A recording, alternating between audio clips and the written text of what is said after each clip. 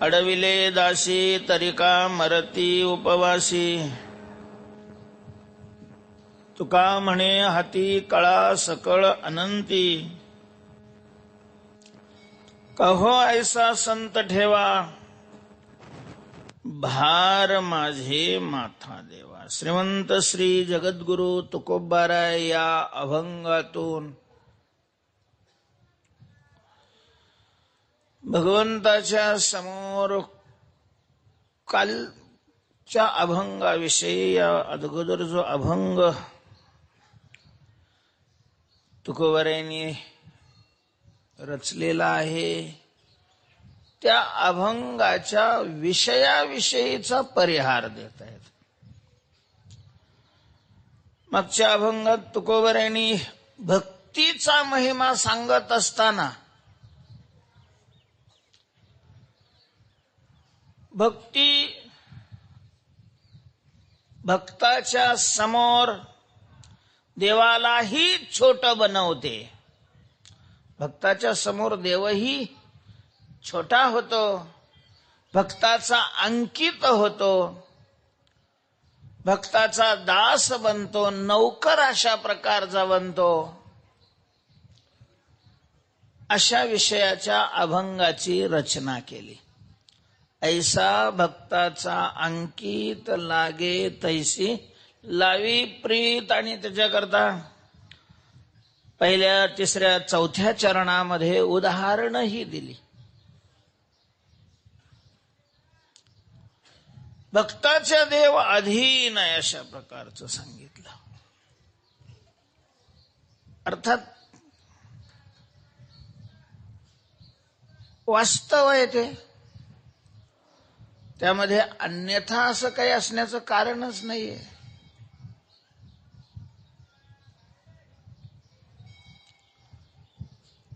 भक्तीचा मोठेपणा सांगण्याकरता हा विषय सांगितला। तुकोबारायांनी सांगितला याचा अर्थ तुकोबारायांच्या द्वारा भगवंतांनी सांगितलं।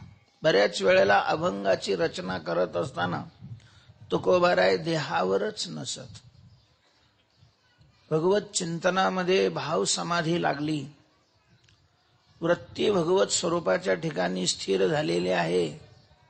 वृत्तीचा देह इंद्रिय वाणी याच्याशी संबंध राहिलेला नाही। क्षरा अक्षरा वेगळा तुका होवनी निराळा। आणि अशा वेळेला परमात्मा तुकोबारायांच्या वाणीतून अभंग बोलत असत। अर्थात त्या अभंगाच्या विषयाचा संबंध तुकोबारायाशी नसून देवाशी असे। म्हणून माझी युक्तीचा नव्हे हा प्रकार मज विश्वंभर बोलवितो। तुका म्हणे माझी कोणी वदविली वाणी, प्रसादा वाचून तुमची या विठ्ठले। पण बोलवणारा देव असला तरी शेवट तुकोबारायांच्याच द्वारा ते बोलत असल्यामुळं ते कर्तृत्व तुकोबारायांच्याकडे जातच होतं। आणि तुकोबारायांनी कालच्या अभंगाचा पुन्हा ज्या वेळेला अवलोकन करून विचार केला त्यावेळेला तुकोबाराय अत्यंत अत्यंत लाजलेले आहेत, खेदयुक्त झालेले आहेत। तुकोबाराय भक्तीचा महिमा वर्णन करत असताना भक्ताचं श्रेष्ठत्व सांगितलं, इतकं सांगितलं की भक्ताच्या पुढे देवही लहान बनवला। पण कळत नकळत हे मोठेपण तुकोबारायांच्याकडे येऊ पाहत होत। कारण तुकोबाराय कोण होते? भक्त होते ना। कीर्तन भक्तीचं विशेषत्व सांगत असताना एखाद्या कीर्तनकाराने कीर्तनामध्ये कीर्तन भक्तीचा महिमा सांगत असताना जर कीर्तनकाराचा मोठेपणा सांगितला, त्याला सांगायचंय कीर्तन भक्तीचा महिमा म्हणून कीर्तनकाराचं वर्णन केलं, तर आपोआपच ते कोणाला लागू पडतं? त्यालाही लागू पडतं। अर्थातच भक्ताच्या मोठेपणाचं वर्णन करत असताना तुकोबारायांच्याकडे ते वर्णन येऊ पाहू लागलेलं आहे। आणि मग तुकोबारायांना अतिशय पश्चाताप झाला। राम राम राम राम राम. कारण जग तुकोबर यांच्याकडे भक्त म्हणूनच पाहत होतं.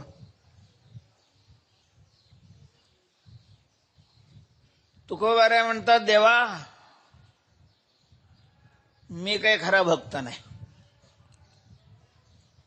पण आता सगळी प्रसिद्धी माझी भक्त म्हणूनच झाली, आता मी तरी काय करू बोळ्याला. मी काही कार्ड छापलेले नाही, मी काही लोकांना भक्त म्हटलो नाही, मी काही लोकांना असं छापा असं सांगत नाही कधी, काही नाही. नोहे दास खरा परे हा झाला से डांगोरा. खरा दास नाही हे मलाही कळतंय की मी अजून खरा भक्त नाहीये. भक्त हा 2 अंगाने असतो, त्यामध्ये महत्वाचं अंतरंग असतं. बहिरंगाला अंतरंगामुळे किंमत असते, त्याच्यातलं अंतरंग माझं काहीच तयार झालेलं नाही, बहिरंगात रंगावलेलं आहे. बाहेर आले आवेशे उत्तम दंडिले, भीतरी मुंडले नाही तैसे. पण त्या बाहेरच्या वेशाला पाहूनच लोकांमध्ये जिकडं तिकडं तुकाराम महाराज फार मोठे भक्त आहेत, तुकोबाराय भक्त आहेत, तुकाराम महाराज देवाचे खरे भक्त आहेत, अशा प्रकारची प्रसिद्धी झालेली आहे. आणि मग या अभंगात तुकोबारायांनी भक्ताचं वर्णन केलं आणि ते तुकोबाराय भक्त आहेत असं लोकांची मान्यता असल्यामुळे ते तुकोबारायांच्याकडे येऊ लागलेलं आहे. म्हणजे तुकाराम महाराज देवापेक्षा सुद्धा काय आहेत, मोठे आहेत. तुकोबारायांच्या अधीन देव आहे. तुकोबारायांनी आणलं तर देव आकाराला येतो, नाही आणलं तर तो आकाराला येत नाही. असा सरळ सरळ त्याचा काय झाला अर्थ अशा प्रकारचा झालेला आहे. आणि म्हणून त्याचा परिहार तुकोबाराय या अभंगात देत आहेत. तुकोबाराय म्हणतात, देवा वास्तवता अशी आहे. कशी आहे? काय दिनकरा कोंबड्याने केला खरा. दिनकरा कोंबड्याने खरा केला काय?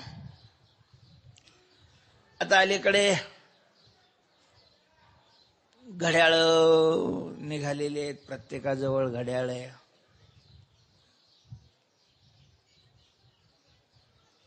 पंचांग आहेत, रोजनिशा आहेत. त्यामुळे सूर्य किती वाजता उगवतो, आता किती वाजलेले आहे, लोकांना सहज सहज कळतंय. आता काय असतं, दिवसाला प्रारंभ हा सूर्योदयापासून होत असतो. वाराची सुरुवात ही सूर्योदयापासून होत असते आणि तो वार दुसऱ्या दिवशीच्या सूर्योदयापर्यंत राहतो. वैदिक संस्कृतीप्रमाणे तिथीचा सूर्योदयाचा संबंध नाही, पण सूर्योदयाला जी तिथी असेल ती तिथी त्या दिवशी मानली जाते. सूर्योदय झाल्यानंतर 1 मिनिटांनी जरी ती तिथी संपली तरी त्या दिवसाला तीच तिथी टाकली जाते. तिथी अशी कधी सुरुवात झाली कधी संपली हे पंचांगात दिलेलं असतं, पण वाराची सुरुवात सूर्योदयापासून होते. काय झालेलं आहे, आपल्या लोकांवर बरेच दिवस परकीयांनी राज्य केलं आणि मग त्यांचे संस्कार आपल्या लोकांमध्ये पसरले गेले आणि राज्यकर्ते ते असल्यामुळं मूळ जे आपले संस्कार आहेत त्या संस्काराने दाबलं आणि त्याच्यामुळे म्हणतात, ओ अरे 12 वाजून गेले ना, आता सोमवार सुरू झाला की. रात्री 12च्या नंतर सोमवार सुरू झाला, अशा प्रकारचे सोमवार धरणारे सुद्धा मानायला लागले. खरं असं आहे की सोमवारचा काही संबंध नाही. सोमवारची सुरुवात सूर्योदयापासून होते, तोपर्यंत ती रविवारची रात्र असते.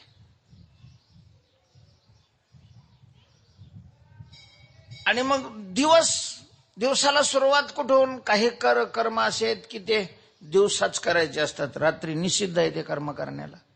मग दिवसाला सुरुवात कुठून असते? काही काही माणसाला घाई असते, का हो झाली का दिवसाला सुरुवात? मला ते करायचंय. नाही हो, थांबा हो. झाली का सुरुवात? आम्हाला ते कर्म करायचंय. नाही हो, थांबा हो. म्हणून मोठा लाईट लावला तर एक नाही हजारो जरी लाईट लावले, लख प्रकाश पडेल, पण दिवसाला सुरुवात नाही होणार. ज्ञानोबा लिहितात, दीप दीपिका शशी तारा होतो का कोटीवरी रे, नसरे निशी नुगवे दिवसू दिनकर नाथ जया परी रे, निशी नसरे. रात्री कितीही अशा प्रकारचे प्रकाशाची साधनं आपण वापरली, दीप, दीपिका, शशी आणि तारा, कोटीवरी, करोडो करोडो अशा प्रकार झाले, रात्र नाही संपत. अहो काय रात्र चकचकाट आहे म्हणतात, पण रात्र चकचकाट आहे. रात्र संपलेली आहे असं नाही, रात्र चालूच असते. रात्र संपण्याकरता जसा सूर्याचा उदय होणं आवश्यक असतं, तसं माणसाचा उद्धार होण्याकरता भगवत साक्षात्कार आवश्यक आहे, असं हा सिद्धांत सांगण्याकरता तो दृष्टांत दिलेला आहे. तेव्हा सूर्योदयाला आल्यानंतर दिवसाला प्रारंभ होतो, सुरुवात होते. आणि मग पूर्वीच्या काळामध्ये कधी कधी आभाळ आल्यानंतर 2-2, 3-3 दिवस सूर्याचंच दर्शन होत नव्हतं महाराज. मग अशा वेळेला सूर्य उगवलाय की नाही हे कळायला काय होतं लोकांकडे साधनं? तर मग पूर्वी बहुतेक माणसं त्या कोंबड्यावर अवलंबून राहायची. कारण पहाट झाल्यापासूनच हे महाशय सगळ्यांना जाग करायचे की बा चला सूर्योदय होऊ लागलेला आहे, सूर्य महाराज आलेले आहेत, आपण त्यांच्या स्वागताकरता उठा, स्नान करून तयार राहा. सूर्योदयानंतरचं जे स्नान आहे राक्षसी स्नान मानलं जातं त्याला. किमान गळ्यात माळा असणारे आणि फट्टे वडणाऱ्या लोकांनी तरी, आता नवेलाच काही कारणाची गोष्ट वेगळी, पण सूर्योदयाच्या पूर्वी स्नान केलं पाहिजे. स्नान करून सूर्याला सामोरं गेलं पाहिजे. पण सूर्योदय तर समजत नाही आभाळामुळं. मग अशा वेळेला सर्वस्वी कोंबड्यावर आवलो, कोंबडा आरवला, सूर्योदय जवळ झाला. याचाच तर फायदा त्या इंद्राने घेतला होता. मी नाही कथा सांगत. सूर्य उगवला की आपलं कोंबडा ओरडला की सूर्य उगवला, कोंबडा ओरडला की सूर्य उगवला. जशी काही त्याची व्याप्ती झाली. अरे सूर्य उगवला ना, हा सूर्य कुठं उगवलाय, ओरडला का कोंबडा? म्हणजे कोंबडा जर ओरडला नाही तर सूर्य उगवत नाही. अन्वय व्याप्ती झाली म्हणजे त्याची काय मानली जाते?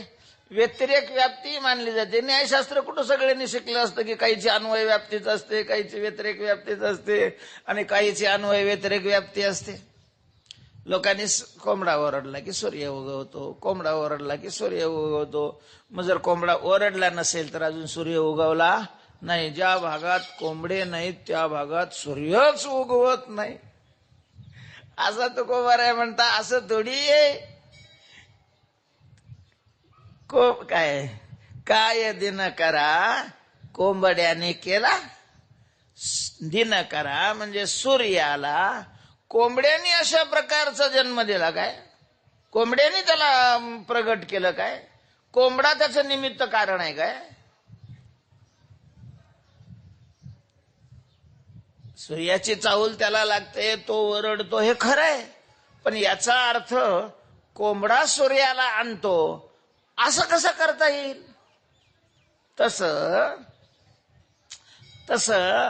भक्ताच्या प्रेमामुळं परमात्मा अवतीर्ण होतो हे खरं असलं तरी याचा अर्थ परमात्म्याला आणणं न आणणं हे सर्वस्वी भक्ताच्या हाती आहे व ती शक्ती भक्ताची आहे असं मानायचं काही कारण नाही. जे वास्तव भक्त असतील त्यांच्या ठिकाणी असेलही, आमच्यासारख्या कोंबड्याच्या ठिकाणी तर ती नक्कीच नाही.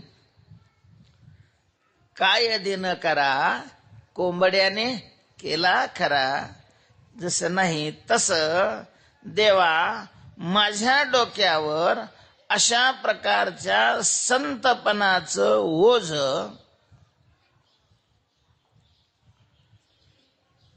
का हो ठेवा? तुकोबाराय जे व्यथित झालेले ते संतत्व आपल्याकडे येत आहे म्हणून व्यथित झालेले. परमार्थामध्ये साध्य प्राप्तीच्या दृष्टीनं, परमार्थ पूर्णत्वाच्या दृष्टीनं, परमार्थाचं साधन शेवटाला जाण्याच्या दृष्टीनं जे अत्यंत महत्वाची सहकारी साधनं आहेत, त्या सहकारी साधनामध्ये अमानित्व, मदंभित्व, महिंसा, क्षांतिरार्जवम, आचार्योपासनम, शौचम, स्थैर्यम, आत्मविनिग्रह ही साधनं आहेत. साधनं करणाराला सहकारी साधनं आणि विरोधक साधनं याचा विचार करावाच लागतो. फल साधनाला येत असलं तरीही त्या साधनाची शक्ती वाढवणारी जी दुसरी अंगभूत साधनं आहेत तीही तितकीच महत्वाची असतात. अलीकडे युद्धाची साधनं बदललेली आहेत आणि त्यामध्ये समोरासमोर युद्ध होत असेल तर बंदुकीचं साधन आहे. गोळ्या झाडल्या जातात शत्रूवर आणि मग गोळी लागली की तो मरतो. एक जरी गोळी लागली वर्माच्या ठिकाणी तरीही समोरची व्यक्ती काय होते? मेली जाते, मरते. गोळीने मरते. एक गोळी लागली तरी मरते. एकाला भलता राग आला दुसऱ्याचा,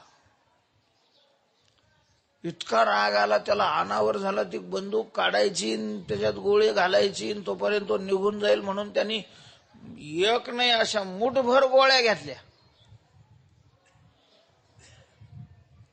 हम मारले त्याला. किती? मुठभर.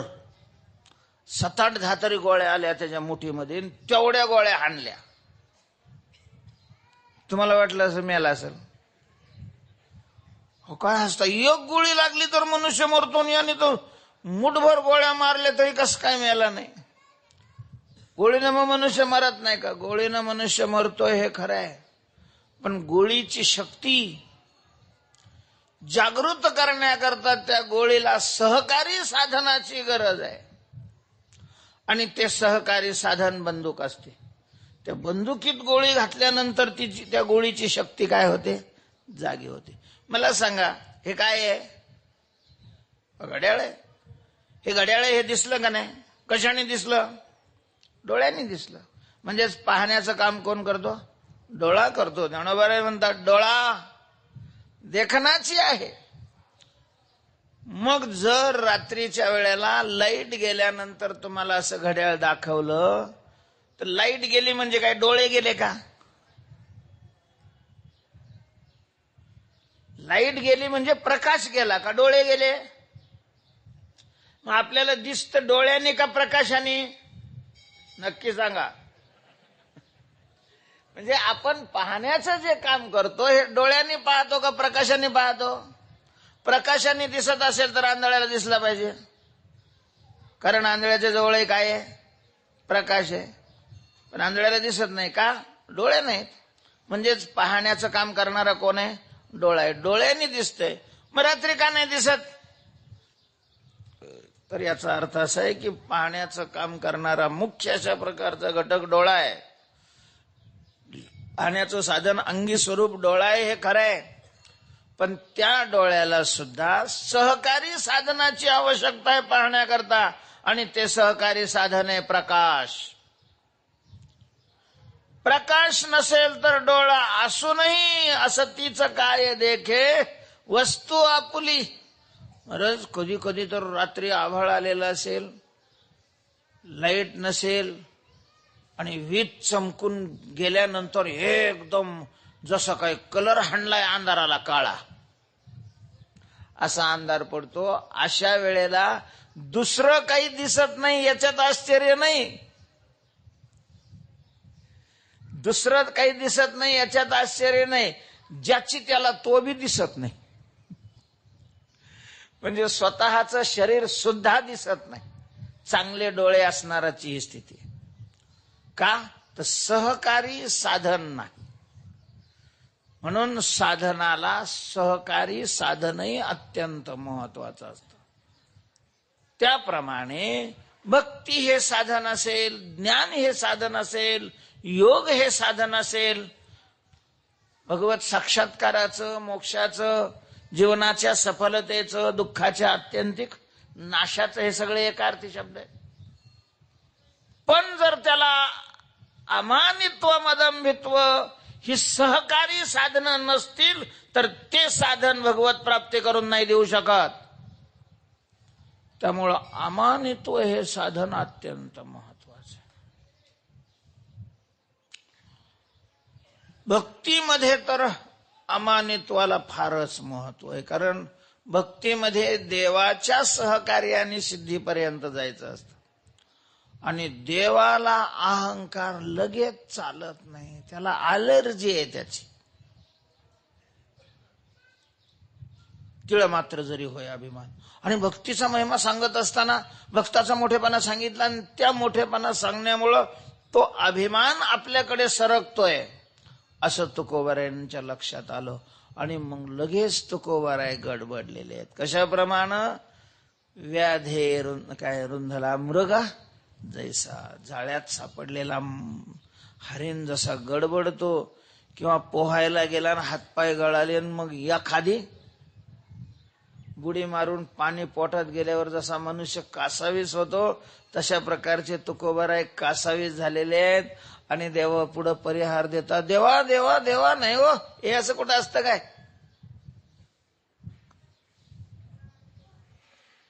काय दिन खरा कोंबड्याने केला खरा. सूर्याला कोंबडा थोडी काही निर्माण करतोय. तसं देवा तुम्ही खऱ्या भक्ताच्या अधीन असालही आमच्यासारख्या नाही हो. आमच्यावर अशा प्रकारचा खऱ्या भक्ताचा ठेवा ओझ का बरं ठेवता? आम्ही नाही खरे भक्त, तुझी सेवा करण्याची अपेक्षा असणारे आम्ही आहोत. परी मानी आथी निका सानुराग, ज्ञानोबारांनी गुरुभक्तीचं वर्णन केलं आणि शेवट म्हटलेलं आहे, परी आळसामी फुका. गुरुभक्ती करण्याला मी अत्यंत आळशी आहे. गुरुवर्णन करण्याकरता मी काय आहे? मुका अशा प्रकारचा आहे.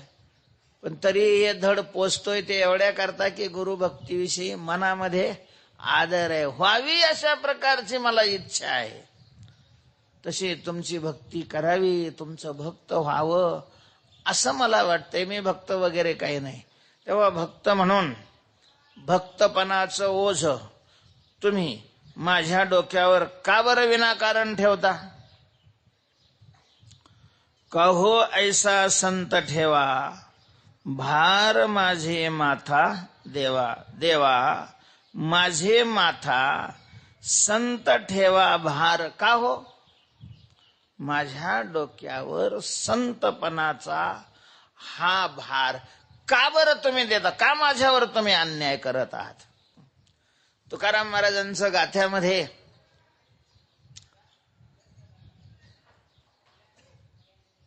म्हणजे मानसिक विचाराचं दर्शन आपल्याला घडतं.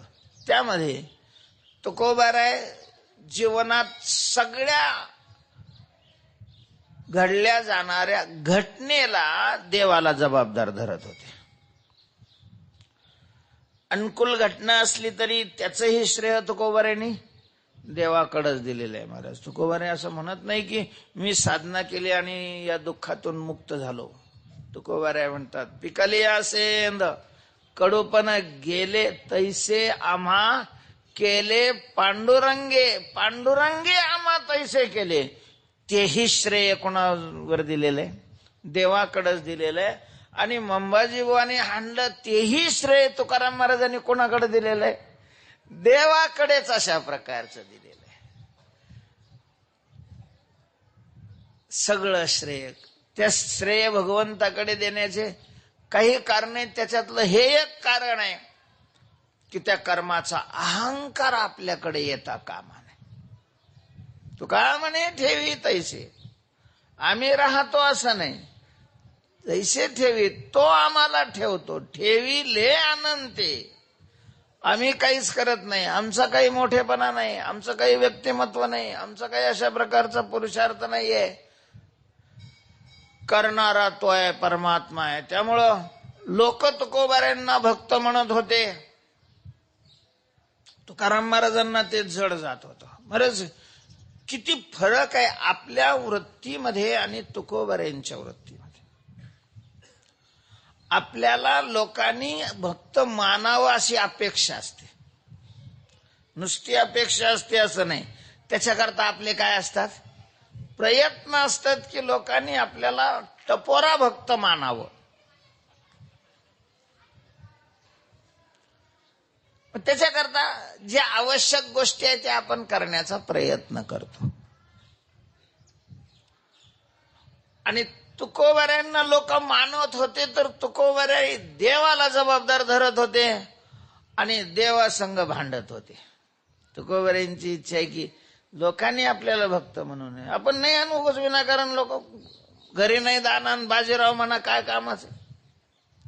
आपण जर भक्त नाही तर नुसतं लोकांनी भक्त म्हणून काय फायदा आहे. तुकोबाऱ्यांना ते आवडत नव्हतं. तुकोबारे देवाला म्हणतात की देवा, माझे माथा, माझ्या डोक्यावर हा भार का बरं?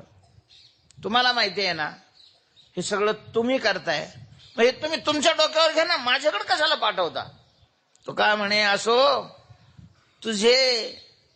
तुझे मस्तकी, जे तुझे ते तुझ्या डोक्यावर, आम्ही रिकामी नाही आमच्या डोक्यावर घ्यायला. हे तुझं आहे आणि हे ओझ, या मोठेपणाचं ओझही तुझ्याच डोक्यावर आहे. माझ्याकडं अशा प्रकारचं नको आहे ते.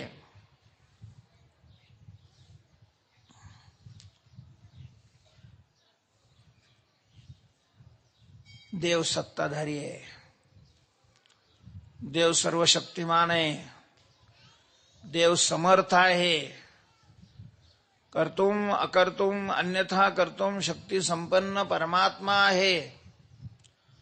परमात्म्याच्या मोठेपणाला कुठेही अशा प्रकारचा कशामुळेही कमीपणा, न्यूनता येऊ नये याची काळजी तुकोबाराय घेतात. तुकोबाराय म्हणतात, अडविले दासी तरी का मरती उपवासी. हे खरं आहे की जी मोठी माणसं असतात, व्यवहारातली श्रीमंत माणसं असतात, त्यांची कामं करण्याकरता दास दासी ठेवलेले असतात. जो जास्त पांगळा तो मोठा व्यवहारातला, जो जास्त पराधीन आहे त्याला व्यवहारात काय मानलं जातं? मोठा माणूस आहे बा, मोठा माणूस आहे. त्याच्या आंघोळीचं पाणी आणायला एक जण असतो, त्याला आंघोळ घालायला दुसरा असतो, त्याचे कपडे काढायला तिसरा असतो, दुसरे नेसवायला चौथा असतो, कपडे धुवायला वेगळा असतो. किती काही अशा प्रकारचे नोकर चाकर भरपूर असतात. त्याला तहान लागली तरी उठून पाणी नाही घेत, लगेच क्लिंग ते बाहेर उभं असतं, ते पळतच येतं, साहेब काय पाणी घे. आणि मग त्यांनी पाणी आणायचं आणि मग याने ढोसायचं. स्वयंपाकाला वेगळा, स्वयंपाक झाल्यानंतर आणून ठेवायला वेगळा. आता मोठ्या माणसाचे ते सगळे मोठेपणा असतात. मग ते कधी कधी मग त्या नेहमी जवळच्या काम करणाऱ्याला अहंकार होतो. जर मी नाही केलं तर हे काय करणार? यांना तर काही करता येत नाही. करता येत असलं तरी करू शकत नाहीत. करायला त्यांच्याकडे वेळही नसतो, करायला त्यांच्याकडे शक्ती ताकदही अशा प्रकारची राहिलेली नसते. हे काय करणार आहे? सगळं आपण आहे म्हणूनच, आपण आहे म्हणूनच, आपण आहे. आणि मग ते कधी कधी काय होतं, जसं ते गाडी खाली चालणारं कुत्रं.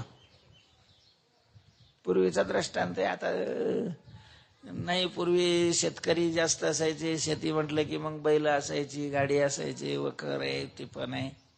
पूर्वी प्रवासाची साधनं बैलगाडी, आणि मग घरचे सगळेच माणसं कधी कधी लग्नाला वगैरे निघाले की ते कुत्र पण निघायचं. पण ह्यांचे पाहुणे 3 कोसावर, कुत्र्याचे पाहुणे घर सोडलं की लगेच सुरू. आणि मग ते पाहुणे दिसले की चला चहा घ्यायला, चला नाश्ता करा. त्याच्यामुळे ते कुत्र्याला अडवायचे, मग गाडी पुढे जायची. तेव्हा पाहुण्या रावळ्याच्या नजरेला आपण पडू नये म्हणून ते कुत्र गाडी खाली चालायचं. इकडून दिसणार नाही, तिकडून दिसणार नाही, असं गाडीच्या आखरीच्या खाली मधोमध इकडून एक चाल, तिकडून एक चाक. आता ती गाडी बैल ओढत असतात, पण मग ती सारखंच ते खाली चालत असल्यामुळं ते चालायला लागलं, गाडी चालायची, ते चालायला लागलं, गाडी चालायची, गाडी चालायला लागली, ते चालायचे. पण मग त्याला असं वाटायचं मी चालायला लागलो म्हणून काय चालते, गाडी चालते. मग त्याला भ्रम होतो की गाडीच माझ्यामुळं चालते. तसं हाताखालच्या नौकराला कधी कधी अशा प्रकारचा अहंकार होण्याची काय असते, शक्यता असते की बा जर आम्ही नाही केलं तर ह्यांना मिळेलच कुठं. याच अहंकारातून त्या ब्रह्मदेवाने ज्यांच्या समवेत भगवान काला करत होते, ब्रह्मदेवाला काला दिला नाही. म्हणजे गोपाळ होऊन मध्ये घुसला तो, तरी काला दिला नाही. आता मोठीच माणसं बुद्धिमान, लगेच त्याच्या लक्षात आलं की यांनी आपल्याला ओळखलंय. पण मग ओळखून सुद्धा काला नाही दिला, हा त्याचा अर्थ झाला ना. म्हणजे याच्या लक्षात आलं की मी गोपाळ नाही ब्रह्मदेव आहे, गोपाळाच्या वेशात आलेलो आहे. याने गपचित काला देऊन दिला असता मी निघून गेलो असतो. म्हणजे याने ओळखून सुद्धा मला काय दिला नाही, काला दिला नाही. आता देवालाही काल्यामध्ये आनंद, काल्या करता तर तो खाली राहतोय. रमावने कैसी नवल परी देव भुलले, वैष्णवा घरी द्वारकेचा राणा. का भक्ताच्या समवेत त्याला काल्याचा आनंद उपभोगायला मिळतो. आणि मग ब्रह्मदेवाचा अहंकार जागा झाला. ते म्हणे ठीक आहे, जण अशा मिशा पिळल्या होत्या का नव्हत्या मला नाही माहिती, मला काल्याचा आनंद नाही दिला ना, तुला ही घेऊ देणार नाही. मला नाही काल्याचा आनंद, मग कोणालाच नाही. आणि मग त्याला माहिती होतं की काला करायचं असेल तर भक्त लागतात, गोपाळ लागतात. गोपाळच नसतील तर हा काला कसा करणार आहे. बरं हे काय करायचे, ज्या वेळेला सगळे दशमे एकत्र करायचे, भगवान आपली दशमी सोडून तो काला तयार करायचा. दुपार झालेली असायची, पोरं भुकेलेली असायची, पोरांनी मला करायचं, तर भगवंतानी अगोदर सगळा गोपाळांना वाटायचा तो काला. गोपाळांची पोटं भरायची आणि तृप्त गोपाळ झाल्यानंतर मग भगवंतानी खायचा. आपले चेअरमन तसे नाही करत, वाटीतच नाही महाराज लोकाला, लोकाच्या नावावरच हेच वाढतात. देवाचं तसं नव्हतं, तोही चेअरमनच होता ना. गोपाळाच्या टोळीचा तो काय होता, चेअरमनच. पण अगोदर गोपाळांचा असं तृप्त होईपर्यंत खाऊ घालायचा. त्या दिवशी नेमकं मग ब्रह्मदेव बाजूला झाला, यांचा काला चालू होता. याची खोड मोडायची होती ना, अद्दल घडवायची होती ब्रह्मदेवाला. म्हणून त्यांनी पहिल्यांदा वासरं उचलली, किडनॅप केली, वासरं किडनॅप केली पहिल्यांदा. म्हणजे ही पद्धत तेव्हापासून चालू आहे, अशी नवीन आहे असं काही नाहीये. थेट ब्रह्मलोकाला नेऊन सोडली, ठेवली, पुन्हा खाली आला. ते आपल्या शक्तीने ती पाठवली. आता पोट भरल्यानंतर एक आपलं हात पुशीत बाजूला आलं, पाहिलं त्यानं वासरू एकही दिवसानं गेलं. त्यानं बोबाट केला, अरे काय खात बसले राव, वासरू एकही नाही, कुठं गेली. भगवान म्हणतात कुठं गेली, चरत लांब गेली असेल, तुमची पोटं भरली ना, आवरली, जा मग सगळे वासरं घेऊन या. आणि हा खात बसला एकटाच. पोरं वासरं आणायला गेली तर यानं तीही वासराजवळ पाठवली, पोरं ब्रह्मलोकाला पाठवली. याला वाटलं हा आता काला करेल कसा. ब्रह्मदेवाची अपेक्षा होती रडत असेल. टीव्ही वाल्याकडे दिला असेल, आपण यांना पाहिलं का, माऊलीच्या मंदिरातून 4 ते 5 ते 6च्या प्रवचनातून हे 40 वर्षाचे बालक हरवले आहेत. आपण यांना पाहिलं का? खाली आला पाहिला तर पुन्हा यांचा काला चालू. तुला वाटलं अरे हे पोरं तर आपण वरती नेले होते आणि हे पोरं इथं कसं काय? आपण एका रस्त्याने गेलो ना, दुसऱ्या रस्त्याने जाऊन यांनी परत आणली काय? पुन्हा पळाला वरती पाहायला. पाहतोय तर ती पोरं तिथं झोपलेली तशीच आहेत. पुन्हा खाली आला, ते इथं काला करतायत. बरं 4 डोके एकही चालाना गेलो, 4च्या 4 एकाच वेळेला बंद पडले. हे कसं आहे? 2 कसे काय? कारण त्याच्याकडे एका साच्यात एकच अशा प्रकारचं मॉडेल तयार केलं जातं, लगेच साचा फेकून दिला जातो. दुसऱ्याला नाही वापरत, उष्ट नाही का ते? 2 कसे काय? मग काय केलं होतं तिथं काय केलं होतं? ज्याने ब्रह्मदेवाला निर्माण केलं त्याला पोरं निर्माण करणं काय अवघड होतं? तो स्वतःच सगळ्या गोपाळाच्या आणि वासराच्या रूपाने तयार झालेला होता. तो गोबाऱ्या म्हणतात तसं. दासांनी संकल्प केला आणि अडवलं तर मालक काय उपाशी मारणार आहे का? उपाशी थोडी मारतात. अडविले दासी, तेव्हा नाही तर त्याचा बाप दुसरा. तो जायच्या अगोदर दुसरा तयार ठेवतील ते, कारण समर्थ आहे ते. तसं देवा आपण समर्थ आहात. भक्ताच्या अधीन तुमच्या प्रेमानं तुम्ही आहे, भक्ताच्या शक्तीनं तुम्ही अधीन आहे अशातला भाग नाही ना. तेव्हा अडविले दासी तरी का मरती उपवासी, का हो ऐसा संत ठेवा. माझ्या डोक्यावर हा संतपणाचा भक्तपणाचा भार कावर ठेवता.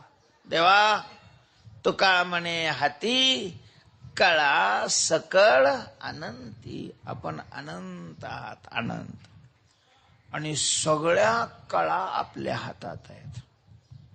कला शक्ती. सर्वसामान्य माणसाच्या शरीरामध्ये 3 प्रकारच्या कला असतात. 3 कला असतात. कला हे एक शक्तीचं मापक. जसं किलो तशी कला, अशी 3 कला असते. विशेष माणसं असतात त्यांच्या ठिकाणी 4 असतात. भगवंताचेच कला अवतार जे असतात त्यांच्या ठिकाणी 5-6 असतात. आणि अशा अनंत कलांनी परमात्मा संपन्न आहे. सगळ्याच प्रकारच्या शक्ती त्याच्याकडे आहेत महाराज. तारक शक्तीही त्याच्याकडे आणि मारक शक्तीही त्याच्याकडेच आहे. पूतनेला वाटलं की एवढं पोरग आहे आणि त्याला मारायला काय लागते, तरी सावधानता म्हणून तिनं असं विष स्तनात भरलेलं होतं की ते विष पिल्यानंतर नाही, ते विष सुंघल्यानंतर, म्हणजे नुसता त्याचा वास, ते विषाचे कण ज्या हवेत झालेले आहेत, ती हवा जरी नाकातून आत गेली तरी ही मनुष्य सहज मरू शकेल अशा प्रकारचं भयानक विष तिनं स्तनात भरलेलं होतं. आणि अशा विषाने भरलेलं स्तन याच्या तोंडात दिलं. नुसतं तोंडात दिलं नाही महाराज, यांनी ओढलं. त्या स्तनातलं विष ओढलं, पण याच्यावर काहीच परिणाम झाला नाही. काहीच परिणाम झाला नाही त्या विषाचा. आता विषाचा कसं काय परिणाम झाला नाही? कारण विषाच्या ठिकाणी मारक शक्ती आहे, तीही कोणाची आहे? याचीच आहे ना. मग मारक शक्ती आहे, त्याला मारक शक्ती, दुसरी मारक शक्ती काय करणार आहे? आता ते स्वयंपाक, सरपणावरचा स्वयंपाक, मोठ्या लग्न चालू होते.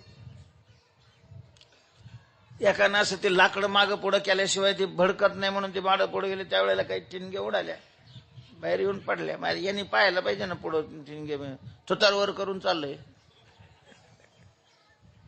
आता पाय पडला त्या ठिणगीवर, कोळसाच आहे महाराज तो, पायाचे नाजूक, तो पाय त्याच्यावर पडला, टरारारा फोडच आला, इतकी आग झाली. असं कसं तरी झालं. मग ते पाहिलं ते कोळशामुळं आग झालेली आहे. तुला दाखवतो, तुला दाखवतो, तुला दाखवतो म्हणून मग दुसऱ्या चुलंगणातलं पेट तो लाकूड घेतलं आणि त्या कोळशाला लावायला लागला. कसं होतं आता, कसं होतं आता, आता काय ढेकळं होतं त्याला. अग्नीला कुठं अग्नी पळत असतोय. तसं ही इंद्री त्याला मारायला विष घेऊन गेलेली आहे. विषयाच्या ठिकाणी असणारी मारक शक्ती सुद्धा कोणाची आहे? देवाचीच आहे. आणि अमृताच्या ठिकाणी असणारी तारक शक्ती ही कोणाची आहे? देवाचीच आहे. अग्नीच्या ठिकाणी असणारी जाळण्याची शक्ती त्याचीच आहे. आणि पाण्याच्या ठिकाणी असणारी विझवण्याची शक्ती ही सुद्धा सगळ्याच शक्तीनं युक्त संपन्न तो आहे. म्हणून सर्व शक्तिमान अशा प्रकारचं भगवंताला म्हटलं जातं.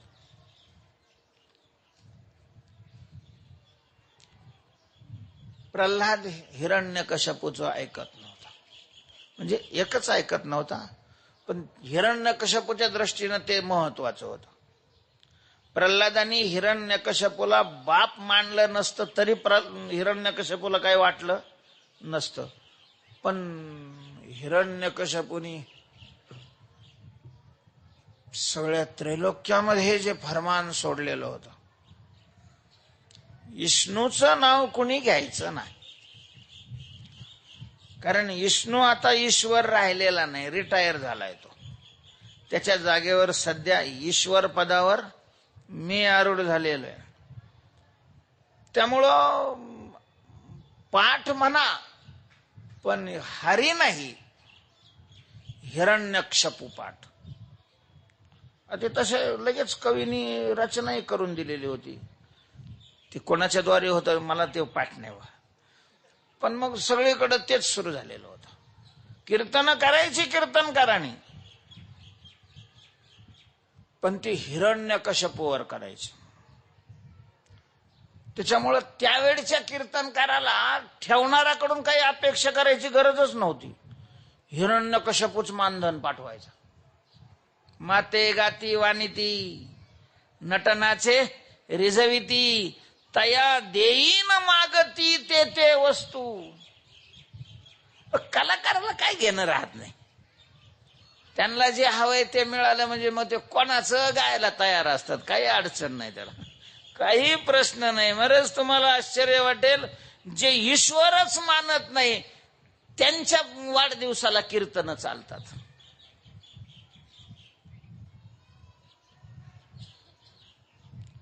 किती खाली गेलोय आपण. कला म्हणूनच आपण जर कीर्तनाकडे पाहत असू तर मग तो भाग वेगळा आहे. पण भगवत प्राप्तीचं साधन म्हणून जर आपण कीर्तनाकडे पाहत असू आणि म्हणून जर आपण कीर्तन करत असू तर अशा कीर्तनकारांनी थोडा विचार करणं आवश्यक आहे. कुठं करावं, कोणाचं करावं, काय करावं, कसं करावं, इतकं त्याच्याविषयीचं ब्रेक फेल नाही जाऊ द्यावं. अन्यथा संताच्या शापापासून आपण नाही मुक्त राहणार. सगळ्या कळा देवाच्या हातात आहेत. तुकोबारायांना अशा प्रकारचा अनुभव आणि विश्वास असल्यामुळे तुकोबाराय म्हणतात, देव सखा जरी जग अवघे कृपा करी, जरी देव सखा. जर आपण देवाला सखा बनवलं तर सगळं जग त्याच्यावर कृपा करते. सगळं जग. आम्ही देवाला सोडतो, जगाच्या कृपेकरता पाठीमागं पळतो. ठीक आहे, एखाद्याला तू प्रसन्न केलं तर तेवढंच कृपा करेल, बाकीचे तुझ्या विरोधात राहतील. पण देव प्रसन्न झाला तर सगळं जग कृपा करेल. तेव्हा भगवंताच्या हातामध्ये सकळ कळा आहेत. प्रल्हाद विष्णूचं नाव प्रति क्षणाला घेत होता आणि हिरण्यकश्यपूला त्याचं अत्यंत वावडं होतं. पहिल्यांदा लहान आहे म्हणून सांगून पाहिलं, शाळेत पाठवून पाहिलं, आईकडून सांगितलं, सगळ्याकडून सांगितलं, पण नामाविषयीचं त्याचं प्रेम कमी होण्याच्या ऐवजी वाढतच चाललेलं आहे आणि हे त्याच्या लक्षात आलं. त्याने सांगितलं मग नाही, निपुत्रिक राहिलो तरी चालेल, पण अशा प्रकारचं काट्ट मी नाही जिवंत ठेवणार. हा माझा मुलगा नाहीये, विष्णूचं हे षडयंत्र आहे. विष्णूंनी त्याचा भक्त माझ्या घरी पाठवलेला आहे आणि मारेकऱ्यांना त्याचे तुकडे तुकडे करण्याचा आदेश दिला. महाराज, राजाची आज्ञा आहे. मारेकऱ्यांनी त्याला विशिष्ट ठिकाणी नेलेले आहे. शस्त्राचे आघात त्याच्यावर केलेले आहेत. काहीच परिणाम नाही झाला. काहीच शस्त्राचा त्याच्यावर काहीच परिणाम नाही झाला. हताश झाले. महाराज, याच्यावर शस्त्राचा परिणाम करा, कडेलोट करा. उंच अशा पर्वताहून खाली फेकलं. तरी महाराज दुसऱ्या दिवशी लगेच नारायण नारायण करत घरी. भयंकर विषयुक्त सर्पाच्या पेवामध्ये ठेवलेले, म्हणजे मारण्याची जेवढी साधनं होती पूर्वी, सगळी साधनं त्यांनी करून पाहिली. कुठल्याही साधनाने प्रल्हाद मेला नाही. महाराज, तिन्ही लोकांवर त्यांनी सत्ता संपादन केलेली होती. स्वर्ग त्याच्या अधिपत्याखाली आलेलं होतं. भूलोकावरही त्यांनी सत्ता संपादन केलेली आहे आणि पाताळात तर त्याचं राज्य होतंच. तिन्ही लोकांचा अधिपती. देव सुद्धा त्याच्या पुढे युद्धाला उभं राहत नव्हते, पण प्रल्हाद त्याच्याकडून मरत नव्हता. असा झोपच लागाना गेली त्याला. असा कसा त्रैलोक्याचा मालक मी आहे, कसा ईश्वर आहे मी, एवढं पोरग माझ्याकडून मरू शकत नाही. कायच करावं त्याला काही लक्षात येणं गेलं. आणि तेवढ्यात प्रल्हाद असा नारायण नारायण नारायण करत आलेला आहे. प्रल्हादाला पाहिलं, त्याच्या तळपायाची आग मस्तकाला गेली. उठला, त्याचा हात धरून असा झिंजाडला, झडकारला. त्यांनी नमस्कार केला. पिताश्री नमस्कार. ते आणखीन त्याची क्रोध असा वाढलेला आहे. ते म्हणे, पारल्या, आता रागात कुठं प्रल्हाद म्हणत राहते का? जी पिताश्री, तो शांत असायचा. जी पिताश्री, तुला एवढे मारण्याचे मी उपाय केले, अशी कोणती शक्ती आहे तुला मरू देत नाही? का मरत नाही तू? कोण तुला मरणापासून वाचवतंय? कोणाची शक्ती आहे मला सांग. काय असतं, एखाद्याचा जर नाश करायचा असेल आणि तो बलवान असेल तर त्याच्या आश्रयाचा पहिल्यांदा नाश करावा लागतो. म्हणून भगवंतांनी म्हटलेलं आहे, तस्मात् त्वं इंद्रियाण्यादौ नियम्य भरतर्षभ पाप्मानं प्रजैहेनं ज्ञान विज्ञान नाशनम. मागे कोणाच्या सरकारच्या काळात मला नाही माहिती, पा पोटा नावाचा कायदा काला होता. दहशतवाद्यावर वचक बसवण्याकरता पोटा कायदा. त्या पोटा कायद्यामध्ये असं होतं की दहशतवाद्याला ज्यांनी आश्रय दिलेला आहे, त्याला जो मदत करणार आहे, त्यांना पकडलं जायचं. महाराज, नंतर तो बंद केला गेला. तो लगेच आळा बसला होता. आश्रय महत्वाचा असतो. म्हणून त्यांनी सांगितलं की अशी कोणती शक्ती आहे जी तुला मरू देत नाही, मला सांग अगोदर, मी तिचा काटा काढतो मग तुझ्याकडे पाहतो. प्रल्हाद हसला. त्यांनी सांगितलं, पिताश्री, मी 1000 वेळेला तुम्हाला सांगितलेलं आहे, तुम्ही ज्याच्या शक्तीनं मला मारण्याचा प्रयत्न करता, म्हणजे तुमच्या ठिकाणी जी शक्ती आहे ती ही तुमची नाहीये. शक्तीचा सागर एकच आहे. सगळ्यांच्या घरी जे पाणी येतं ते नगरपालिकेच्या टाकीतूनच येते. मग कोणाकडे नळ मोठा असेल, कोणाकडे नळ लहान असेल, कोणाचा नळ टाकीच्या जवळ असेल, कोणाचा लांब असेल, कोणाचा उताराला असेल, कोणाचा चढाला असेल. त्याच्यामुळं पाणी कमी जास्त येतं हे खरं आहे, पण सगळ्याकडे येणारं पाणी हे कुठलंय? टाकीतूनच येतंय. तसं सगळ्या जगात सगळ्या लोकांच्या ठिकाणी असणाऱ्या ज्या काही शक्ती आहेत, मग ती बोलण्याची असेल, चालण्याची असेल, जाणण्याची असेल, पाण्याची असेल, खाण्याची असेल, लोकांना लुबाडण्याची असेल, सगळ्या शक्त्या, या सगळ्या शक्त्या कोणाच्या आहेत? महाराज, ईश्वराच्याच आहेत. सगळ्या शक्तीचा सागर तो आहे. तेव्हा तुम्हाला तुमच्या ठिकाणी मला मारण्याची ज्याची शक्ती आहे त्याचीच शक्ती माझं संरक्षण करते. चिडलेला होता हिरण्यकश्यप, ते म्हणे ते प्रवचन नाहीये इथं, तुम्हाला सरळ सरळ नाव सांग. विष्णू, विष्णूची शक्ती. कुठं आहे तो विष्ण्या जो तुझं संरक्षण करतोय, तुला मरू देत नाही, तो कुठं आहे? प्रल्हादाने सांगितलं तो सगळ्याच ठिकाणी आहे. तुम्ही मुमे खडाक तुझ्यात आहे, माझ्यात आहे, खडकात आहे आणि खांबात आहे. त्यांनी शेवटचं खांबातलं ऐकलं. ते म्हणे खांबात आहे, खांबात दिसतो तुला विष्णू? तो म्हणे हा खांबातही आहे. तो खांबातही आहे म्हणायचा. हा खांबात म्हणायचा. आणि प्रल्हाद खांबातही, याचा अर्थ तो खांबातच आहे असं नाही, तो व्यापक आहे, तो सर्वच ठिकाणी आहे. जो सर्व ठिकाणी आहे तो खांबातही आहे. कशा करता मी हे दृष्टांत सांगितला? तर सगळ्या कळा म्हणजे शक्त्या, सगळ्या प्रकारच्या शक्त्या या भगवंताच्या ठिकाणी आहेत महाराज. तो काय म्हणे? हाती कळा सकळ अनंती, अनंती हाती सकळ कळा. भगवंताच्या हातामध्ये सगळ्या कला म्हणजे शक्त्या आहेत. तेव्हा जर तुमच्या हातात तुमच्या या सगळ्या शक्त्या आहेत, तर विनाकारण काहो ऐसा संत ठेवा, भार माझे माथा देवा. पुंडलिक वरदा हरी विठ्ठल श्री